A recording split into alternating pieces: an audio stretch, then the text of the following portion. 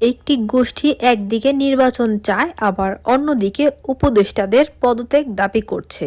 এতে করে আগামী জাতীয় নির্বাচনকে প্রশ্নবিদ্ধ করার অপচেষ্টা চলছে বলে মন্তব্য করেছেন বিএনপির কেন্দ্রীয় নির্বাহী কমিটির স্বেচ্ছাসেবক বিষয়ক সম্পাদক মীর শরফত আলী সপু। মঙ্গলবার দুপুরে শ্রীনগর সরকারি কলেজ মাঠ থেকে বিএনপি ও অঙ্গ সংগঠনের আয়োজনে মহান বিজয় দিবস উপলক্ষে বর্ণাঢ্য র্যালি ও পথসভা শেষে তিনি এসব কথা বলেন। সপু বলেন, আগামী ফেব্রুয়ারিতেই জাতীয় নির্বাচন অনুষ্ঠিত হবে। এই নির্বাচনের জন্য বিএনপি সরকারকে সকল ধরনের সহযোগিতা করতে প্রস্তুত রয়েছে।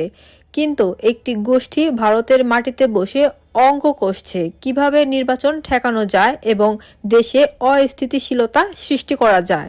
তিনি আরও বলেন, জনগণ একটি অবাধ, সুষ্ঠু ও অংশগ্রহণমূলক নির্বাচন চায়। বিএনপি জনগণের এই প্রত্যাশা বাস্তবায়নে ঐক্যবদ্ধভাবে মাঠে রয়েছে।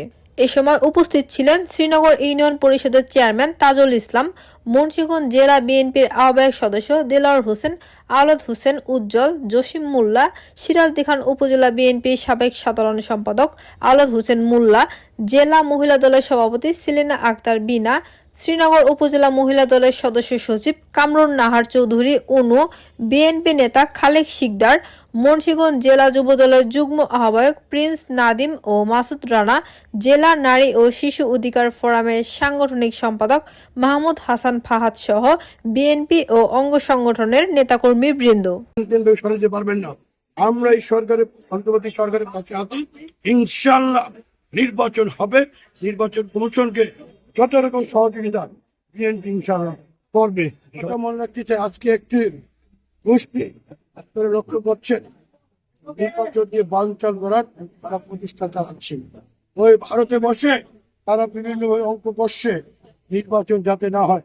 অলরেডি গত ৩-৪ দিন আগে আপনারা মনে হয় একটি স্ট্যাটাস দেখেছেন, শেখ হাসিনার পুত্র জয় কি বলেছে যে নির্বাচন কোনো মতে তারা হতে দিবেন না।